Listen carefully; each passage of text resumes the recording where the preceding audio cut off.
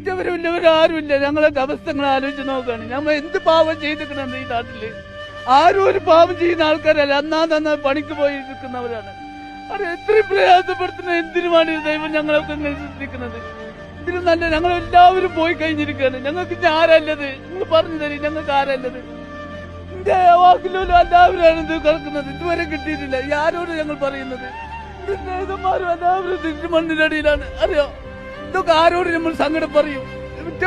എല്ലാവരും പോയി കിടക്കുകയാണ്. ഇനി എന്തിനാണ് ജീവിക്കുന്നത്? ദൈവം ഞങ്ങളെ കൂടി കൊണ്ടുപോയി കൂടെ. ഇതിനെന്തിനാണ് ഞങ്ങളെങ്ങനെ കഷ്ടപ്പെടുത്തുന്നത്? ആരാണ് ഇവരുടെ സങ്കടത്തിന്റെ ഉത്തരവാദി? ഈ വലിയ ദുരന്തം, ഇതിന്റെ ഉത്തരവാദിത്വം ആര് ഏറ്റെടുക്കും? ഇത്തരത്തിലുള്ള ദുരന്തങ്ങൾ ഉണ്ടാവാൻ സാധ്യതയുണ്ട് എന്ന മുന്നറിയിപ്പ് നമുക്ക് ആകെ നൽകിയിരുന്നു. കാർഗിൽ റിപ്പോർട്ടിൽ എന്താണ് കൃത്യമായി ഇതിനെപ്പറ്റി പരാമർശിക്കുന്നത്? കൃത്യമായ രീതിയിൽ കാർഗിൽ റിപ്പോർട്ട് നടപ്പിലാക്കിയിട്ടുണ്ടായിരുന്നെങ്കിൽ ഇത്തരത്തിലുള്ള ദുരന്തങ്ങൾ നമുക്ക് തടയാൻ സാധിക്കുമായിരുന്നു. നമ്മൾ ഇന്ന് അതാണ് ഡിസ്കസ് ചെയ്യാൻ വേണ്ടി പോകുന്നത്. Welcome back to Nihal perspective.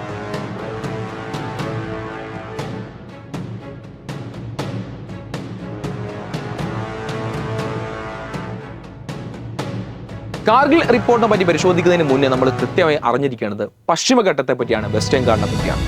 ദൈവത്തിന്റെ സ്വന്തം നാടാണ് കേരളം. മിതമായ കാലാവസ്ഥ, 44ഓളം വരുന്ന നദികൾ, സുന്ദരമായ പ്രകൃതി രമണീയമായ സ്ഥലങ്ങൾ. ശരിക്കും ഈ കേരളത്തിന് ഇത്തരം ഒരു പട്ടം ചാർത്തി തന്നത് ആരാണ്? ലോകത്തിലെ ഏറ്റവും പ്രധാനപ്പെട്ട 35 ജൈവ വൈവിധ്യ സമ്പന്നമായ പ്രദേശങ്ങളിൽ ഒന്നായിട്ടുള്ള വെസ്റ്റേൺ ഗാർഡ്സ് അല്ലെങ്കിൽ പശ്ചിമഘട്ടമാണ് ഈ ഒരു പേര് അല്ലെങ്കിൽ ഈ ഒരു പ്രശസ്തി നമ്മുടെ കേരളത്തിന് നൽകിയത്, ഈ ഒരു സൗന്ദര്യം കേരളത്തിന് നൽകിയത്. നേരത്തെ പറയപ്പെട്ട 35ഓളം വരുന്ന ജൈവ വൈവിധ്യ സ്ഥലങ്ങൾ, അതിൽ നമ്പർ 8-ൽ 8ാമതായി വരുന്ന അത്രയും ജൈവ വൈവിധ്യ സമ്പന്നമാണ് നമ്മുടെ വെസ്റ്റേൺ ഗാർഡ്. 6 സംസ്ഥാനങ്ങളിലായി 1600 കിലോമീറ്റർ വ്യാപിച്ചു കിടക്കുന്ന പർവ്വത നിരയാണ് വെസ്റ്റേൺ ഗാർഡ്. ഇതിന് മറ്റൊരു പ്രത്യേകത, ഇന്ത്യയുടെ വെസ്റ്റ് ഭാഗത്ത്, ഇന്ത്യയുടെ പടിഞ്ഞാറ് ഭാഗത്ത് സ്ഥിതി ചെയ്യുന്നതാണെങ്കിൽ കേരളത്തിന്റെ ഭൂപ്രദേശത്തോട് ചേർക്കുമ്പോൾ കേരളത്തിന്റെ കിഴക്ക് ഭാഗത്താണ് വെസ്റ്റേൺ ഗാർഡ് സ്ഥിതി ചെയ്യുന്നത്. നമ്മൾ ഇതിനെ പൊതുവെ മലനാട് എന്നാണ് വിളിക്കാറ്. ഈ പശ്ചിമഘട്ടം ഏതെല്ലാം രീതിയിലാണ് നമ്മുടെ കേരളത്തെ സഹായിക്കുന്നത്? നമ്പർ 1, മിതമായ നമ്മുടെ കേരളത്തിന്റെ കാലാവസ്ഥ നിലനിർത്തുന്നു. Number 2, monsoon.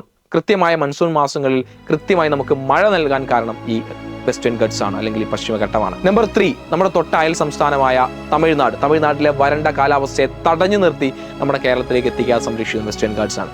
നമ്പർ 4, കേരളത്തിലെ പ്രധാനപ്പെട്ട പല നദികളുടെയും ഉത്ഭവസ്ഥാനം ഈ വെസ്റ്റേൺ ഗാർഡ്സ് ആണ്. നമ്പർ 5, കേരളത്തെ പ്രധാന ഒരു എക്കോ ടൂറിസ്റ്റ് സ്പോട്ടാക്കി മാറ്റുന്നതും ഈ വെസ്റ്റേൺ ഗാർഡ്സ് തന്നെ. നമ്പർ 6, ചരിത്രം പരിശോധിക്കുമ്പോൾ ഒരു രീതിയിലെയും ആക്രമണങ്ങൾ, വലിയ ആളുകളുടെ ആക്രമണങ്ങൾ നേരിടാത്ത ഒരു സംസ്ഥാനമാണ് കേരളം. കാരണം വളരെ ജൈവ വൈവിധ്യമായ ഒരു പ്രകൃതിയുടെ വലിയൊരു കോട്ടയായിട്ട് വെസ്റ്റേൺ ഗാർഡ്സ് കേരളത്തെ ആദ്യകാലം മുതലേ സംരക്ഷിച്ചു നിർത്തുന്നുണ്ട്. എന്നാൽ പിന്നീടുള്ള മനുഷ്യന്റെ ഇടപെടലും ആഗോള താപനം മൂലം സംഭവിക്കുന്ന കാലാവസ്ഥ വ്യതിയാനങ്ങളും വെസ്റ്റേൺ ഗാർഡിനെ വളരെ നെഗറ്റീവായി ബാധിക്കുകയാണ് ചെയ്തത്. അവിടുത്തെ ജൈവ വൈവിധ്യങ്ങളിൽ വലിയ മാറ്റങ്ങൾ സംഭവിച്ചു. പഠനങ്ങൾ പറയുന്ന പ്രകാരം 1920 മുതൽ 1990 വരെയുള്ള കാലഘട്ടത്തിൽ 60 വർഷം കൊണ്ട് ഏകദേശം 40% സസ്യങ്ങളാണ് ഈ വെസ്റ്റേൺ ഗാർഡ്സിൽ നിന്നും ഇല്ലാതെയായത്.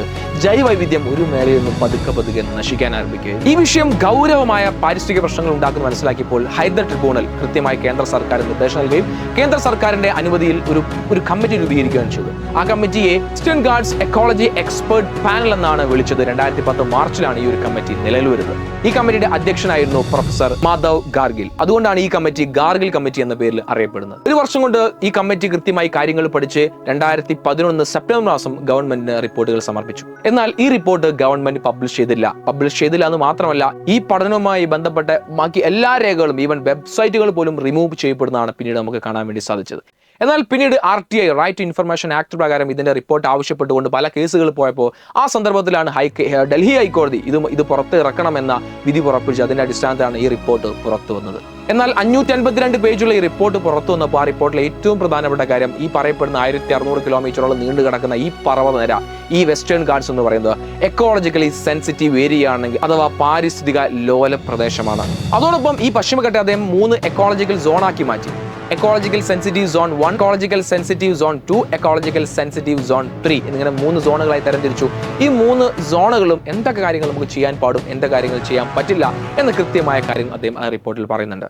നമ്പർ 1, ആദ്യം മൈനിങ്ങുമായി ബന്ധപ്പെട്ട കാര്യം. എക്കോളജിക്കൽ സോൺ 1-ലും 2-ലും യാതൊരുവിധ ഖനന പ്രവർത്തനങ്ങളും നടത്താൻ പാടില്ല. ഇനി നിലവിൽ ഏതെങ്കിലും ഖനന പ്രവർത്തനങ്ങൾ നടക്കുന്നുണ്ടെങ്കിൽ കൃത്യമായി അതിനെപ്പറ്റി പരിശോധിച്ച് അത് പ്രകൃതിക്ക് ദോഷകരമായ പ്രവൃത്തി വല്ലതും ആവുന്നുണ്ടെങ്കിൽ അത് കൃത്യമായി ഒഴിവാക്കണം എന്നാണ് ഖനനവുമായി ബന്ധപ്പെട്ട കാര്യത്തിൽ തീരുമാനമെടുത്തത്. രണ്ടാമത്തെ കാര്യം പാറ പൊട്ടിക്കൽ, മണൽ വാരലുമായി ബന്ധപ്പെട്ട കാര്യം. സോൺ 1-ലും സോൺ 2-ലും പുതിയ യാതൊരുവിധ ഇത്തരത്തിലുള്ള പ്രവർത്തനങ്ങൾ നടത്താൻ വേണ്ടി പാടില്ല. നിലവിലുള്ള പ്രവർത്തനങ്ങൾ ഈ രീതിയിൽ ഒഴിവാക്കേണ്ട പ്രവർത്തനങ്ങളാണ്. അത്തരത്തിലുള്ള ഒരു പ്രവൃത്തിയും അവിടെ ചെയ്യാൻ വേണ്ടി പാടില്ല. എക്കോളജി സോണിലും ഇത് തന്നെയാണ്, അത്തരത്തിലുള്ള പ്രവർത്തനങ്ങൾ ചെയ്യാൻ പറ്റില്ല എന്നാണ് പറഞ്ഞത്. ഇനി മൂന്നാമത്തെ കാര്യം പ്ലാസ്റ്റിക്കുമായി ബന്ധപ്പെട്ട വിഷയത്തിൽ സീറോ പ്ലാസ്റ്റിക് സോൺ ആക്കിയതിന് മാത്രം ഒരു രീതിയിൽ ഒരു പ്ലാസ്റ്റിക്കിന് ഒരു അംശം പോലും ഈ ഒരു മേഖലയിൽ ഉണ്ടാകാൻ വേണ്ടി പാടില്ല. ഇനി പൊല്യൂഷൻ ഇൻഡസ്ട്രീസ്, മലിനീകരണ വ്യവസായങ്ങളുമായി ബന്ധപ്പെട്ട കാര്യത്തിൽ റെഡ് ആൻഡ് ഓറഞ്ച് സോണിൽ വരുന്ന ഒരു വ്യവസായങ്ങളും ഈ ഒരു സോണിലും പാടില്ല. എക്കോളജിക്കൽ സോൺ 1-ലും 2-ലും ഇത്തരത്തിലുള്ള ഒരു ഇൻഡസ്ട്രിയും തുടങ്ങാൻ വേണ്ടി പാടില്ല. നിലവിൽ ഏതെങ്കിലും ഇൻഡസ്ട്രികൾ വർക്ക് ചെയ്യുന്നുണ്ടെങ്കിൽ അത് വിത്തിൻ 5 years 5 വർഷം കൊണ്ട് അതൊരു സീറോ പൊല്യൂഷൻ ഇൻഡസ്ട്രി ആണെന്ന് തെളിയിച്ച സർട്ടിഫിക്കറ്റ് ഉണ്ടെങ്കിൽ മാത്രമേ അതിന് പ്രവർത്തിക്കാൻ അനുമതി നൽകാൻ പാടുള്ളൂ എന്ന് പറയുന്നുണ്ട്. അതുപോലെ തന്നെ സോൺ 1-2 മേഖലയിൽ വലിയ ഡാമുകളോ വലിയ നിർമ്മാണങ്ങളോ നടത്താൻ വേണ്ടി പാടില്ല. ഡാമുകളുടെ നിർമ്മാണങ്ങളൊക്കെ ഈ മേഖലയെ വലിയ രീതിയിൽ ബാധിക്കുമെന്ന് അതിൽ ആ റിപ്പോർട്ടിൽ കൃത്യമായി പറയുന്നുണ്ട്. അതുപോലെ തന്നെ ഏറ്റവും പ്രധാനപ്പെട്ട ആളുകളൊക്കെ നോക്കിക്കണ്ടത് കൃഷിയുമായി ബന്ധപ്പെട്ട കാര്യമായി, അവരുടെ ഉപാധികൾ, ജീവിതോപാധിയുമായി ബന്ധപ്പെട്ട കാര്യമായിരുന്നു. കൃഷിയിലും കൃത്യമായ റെഗുലേഷൻസ് പറയുന്നുണ്ട്. അതായത് രാസവളങ്ങളുടെ ഉപയോഗം, രാസ കീടനാശിനികളുടെ ഉപയോഗം, അതുപോലെ തന്നെ ജനിതക മാറ്റം വരുത്തിയ വിത്തുകളുടെ ഉപയോഗം, ഇതൊക്കെ പരിസ്ഥിതിയെയും പരിസ്ഥിതിയുടെ ജൈവവൈവിധ്യത്തെയും നെഗറ്റീവായി ബാധിക്കുന്നുണ്ട്. അത് വലിയ ദോഷം പ്രകൃതിക്ക് ഉണ്ടാക്കുന്നുണ്ട് എന്ന ഒരു ഇൻഫർമേഷനാണ് അതിലൂടെ അദ്ദേഹം പറയുന്നത്. അതുപോലെ തന്നെ ജൈവ കൃഷിയെ പ്രോത്സാഹിപ്പിക്കണമെന്നാണ് അതിൽ അദ്ദേഹം പറയുന്ന ഒരു കാര്യം. ഇത്തരത്തിലുള്ള റെഗുലേഷൻസ് പറഞ്ഞപ്പോൾ ജനങ്ങൾ അതിനെ വളരെ നെഗറ്റീവായിട്ടാണ് കണ്ടത് എന്നാണ് വാസ്തവം. തങ്ങളുടെ ജീവിതോപാധികൾ നഷ്ടപ്പെടുമെന്നും തങ്ങളുടെ അവിടുന്ന് മാറ്റി പാർപ്പിക്കേണ്ടി വരുമെന്നും തങ്ങൾ ഇത്രയും കാലം ജീവിച്ച സ്ഥലത്ത് നിന്ന് മറ്റൊരു സ്ഥലത്തേക്ക് അവർ പോകേണ്ടി വരും എന്ന രീതിയിലുള്ള ഒരു നെഗറ്റീവ് പബ്ലിസിറ്റി അവർക്കിടയിൽ എത്തുകയും അത് വലിയ രീതിയിൽ പ്രതിഷേധം ഈ കമ്മിറ്റിക്കെതിരെയും അതുപോലെ തന്നെ ഗാർഗിലിനെതിരെയും വലിയ പ്രതിഷേധം ജനങ്ങളുടെ ഭാഗത്ത്, ഈ മേഖലയിലെ ജനങ്ങളുടെ ഭാഗത്ത് നിന്ന് ഉണ്ടാവാൻ അത് കാരണമായിട്ടുണ്ട്. ഈ പ്രശ്നം രൂക്ഷമായപ്പോൾ ഈ റിപ്പോർട്ട് നടപ്പിലാക്കണോ വേണ്ടേ എന്ന് പഠിക്കാൻ ഒരു പുതിയ കമ്മിറ്റിയെ രൂപീകരിക്കുകയാണ്. ആ കമ്മിറ്റിയുടെ ഹെഡായിരുന്നു ഡോക്ടർ കസ്തൂരംഗൻ. അതുകൊണ്ട് ആ കമ്മിറ്റി കസ്തൂരംഗൻ റിപ്പോർട്ട് എന്ന പേരിലാണ് പുറത്തു വന്നത്. 2013 അതിന്റെ റിപ്പോർട്ട് പുറത്തു വരുന്നത്. എന്നാൽ ഈ റിപ്പോർട്ട് പുറത്തു വന്നപ്പോൾ ഗാർഗിൽ റിപ്പോർട്ടിൽ ഒരുപാട് വെള്ളം ചേർത്ത, മായം ചേർത്ത റിപ്പോർട്ടാണ് ഈ റിപ്പോർട്ട് എന്നാണ് ആളുകൾ ഇതിനെ വിമർശിച്ചത്.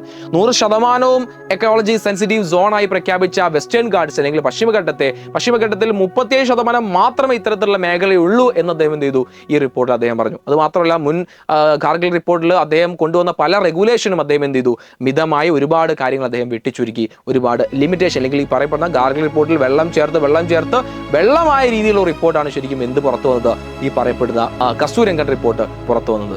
പിന്നീട് പല പ്രതിഷേധങ്ങളും പല സമരങ്ങളൊക്കെ ഈ റിപ്പോർട്ടിനെതിരെ വന്നെങ്കിലും ഒരു കൃത്യമായ ദിശ ഇല്ലാത്തതുകൊണ്ട്, കൃത്യമായ ദിശാബോധം ഇല്ലാത്തതുകൊണ്ട് പലതും അതിന്റെ ഒരു റിസൾട്ടിൽ എത്തിയില്ല എന്നാണ് യാഥാർത്ഥ്യം. ഇവിടെ സംഭവിച്ച പ്രകൃതി ദുരന്തങ്ങൾ ഈ റിപ്പോർട്ട് പ്രകാരം ഈ റിപ്പോർട്ട് ഇവിടെ നടപ്പിലാക്കിയിട്ടുണ്ടായിരുന്നെങ്കിൽ നമുക്ക് അതിനെ തടഞ്ഞു നിർത്താൻ സാധിക്കുമായിരുന്നോ എന്നാണ് ആളുകൾ ചോദിക്കുന്നത്. അതിന്റെ ഉത്തരം യെസ്, സാധിക്കും എന്ന് തന്നെയാണ്. റിപ്പോർട്ടിൽ പറയുന്ന പോലെ സോണുകളായി തരംതിരിക്കുകയും ആ സോണുകളിലെ ഖനന പ്രവൃത്തിയും നിർമ്മാണ പ്രവൃത്തിയും ബിൽഡിംഗ് പ്രവൃത്തികളും റിസോർട്ട് നിർമ്മാണവും വ്യവസായങ്ങളും ഇതൊക്കെ നമ്മൾ കൺട്രോൾ ചെയ്തിരുന്നെങ്കിൽ, ആസ് പെർ ദ റൂൾ പ്രകാരം കൺട്രോൾ ചെയ്തിരുന്നെങ്കിൽ ഈ തരത്തിലുള്ള ദുരന്തങ്ങൾ നമുക്ക് കുറച്ചു കൊണ്ടുവരാൻ സാധിക്കുമെന്നത് നമുക്ക് നിസ്സംശയം പറയാൻ സാധിക്കും. 2018 നടന്ന ഉരുൾപൊട്ടലിൽ 2024 വയനാട്ടിൽ സംഭവിച്ച ഉരുൾപൊട്ടൽ, ഈ രണ്ടു പ്രദേശങ്ങളും ഇക്കോളജി സെൻസിറ്റീവ് സോൺ 1-ൽ വരുന്ന പ്രദേശങ്ങളാണ്.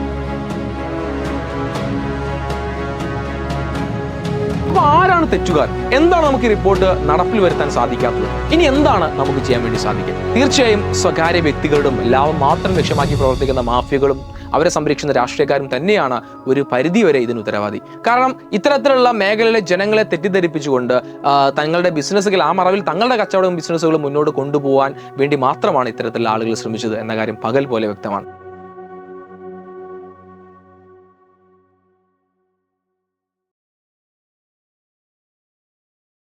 കഴിഞ്ഞു. ഒരിക്കലും നമുക്ക് നികത്താൻ പറ്റാത്ത നഷ്ടമാണ് വയനാട്ടിൽ സംഭവിച്ചത്. അത് അതിന്റെ ഭീതിയും അതിനൊരു ഭയപ്പാടും എത്ര കാലം നമ്മളെ കൂടെ ഉണ്ടാവും നമുക്ക് പറയാൻ സാധിക്കില്ല. ഇനി നമുക്ക് എന്ത് ചെയ്യാൻ സാധിക്കും? അതിന് ഉത്തരം പറയാൻ എനിക്കോ നിങ്ങൾക്കോ സാധിക്കില്ല. കാരണം ഇത്തരം വിഷയങ്ങൾ തീരുമാനമെടുക്കേണ്ടത് ഗവൺമെന്റ് ആണ്. ഗവൺമെന്റ് ചെയ്യാൻ സാധിക്കുന്ന കാര്യം കൃത്യമായി ഇത്തരം കാര്യങ്ങൾ അല്ലെങ്കിൽ ഇത്തരം റിപ്പോർട്ടുകളുടെ അതിന്റെ പോസിറ്റീവ് വശങ്ങൾ കൃത്യമായി ജനങ്ങളെ പറഞ്ഞു മനസ്സിലാക്കുക, ജനങ്ങളുമായി കൂടി ആലോചിച്ച്, ഇത്തരം മേഖലകളെ ജനങ്ങളുമായി കൂടി ആലോചിച്ച് എത്ര പോസിറ്റീവായ മെഷർമെന്റ് നമുക്ക് സ്വീകരിക്കാൻ സാധിക്കുമോ അതെല്ലാം സ്വീകരിക്കുക എന്നുള്ളത് തന്നെയാണ് നമുക്ക് ചെയ്യാൻ പറ്റുന്ന ഒരു കാര്യം. ഇനിയും ഇത്തരത്തിലുള്ള ദുരന്തങ്ങൾ ഉണ്ടായതിനു ശേഷം ചിന്തിക്കേണ്ട ഒരു അവസ്ഥ നമുക്ക് ആർക്കും വരരുത്. ഇത്തരത്തിലുള്ള ദുരന്തങ്ങൾ ഒരിക്കലും ഇനി നമ്മുടെ നാട്ടിലോ നമ്മുടെ ലോകത്തോ ഉണ്ടാവരുത് എന്ന് നമുക്ക് ഈ അവസരത്തിൽ പറയാൻ വേണ്ടി സാധിക്കും. ഇത് നമ്മുടെ വീടാണ്. അതിന് കൃത്യമായ സംരക്ഷണം നൽകിയാൽ മാത്രമേ സുരക്ഷിതമായിട്ട് നമുക്ക് ആ പ്രകൃതിയിൽ ജീവിക്കാൻ വേണ്ടി സാധിക്കുകയുള്ളൂ. അതുകൊണ്ട് നമുക്ക് സാധ്യമാകുന്ന വിട്ടുവീഴ്ചകൾ ചെയ്തുകൊണ്ട് പ്രകൃതിയെ സംരക്ഷിച്ചുകൊണ്ട് മാത്രമേ നമുക്ക് മുന്നോട്ട് പോകാൻ സാധിക്കുകയുള്ളൂ. ഇനിയും അത്തരത്തിലുള്ള വിട്ടുവീഴ്ചകൾ ചെയ്യാതെ പ്രകൃതിയെ സംരക്ഷിക്കാൻ നമ്മൾ മുന്നോട്ട് പോവുകയാണെങ്കിൽ ഇനിയും വലിയ ദുരന്തങ്ങൾ നമ്മൾ നേരിടേണ്ടി വരും എന്ന് മാത്രം ഓർമ്മിച്ചുകൊണ്ട്, this is Nihal perspective. Here I am discussing things through my perspective. ഈ വീഡിയോ ഇഷ്ടപ്പെട്ടെങ്കിൽ നിങ്ങൾ ലൈക്ക് ചെയ്യുക, നിങ്ങളുടെ ഫ്രണ്ട്സിന് ഷെയർ ചെയ്ത് കൊടുക്കുക, ചാനൽ ഒന്ന് സബ്സ്ക്രൈബ് ചെയ്യുക. അടുത്തൊരു എപ്പിസോഡുമായിട്ട് കാണാം. Thank you.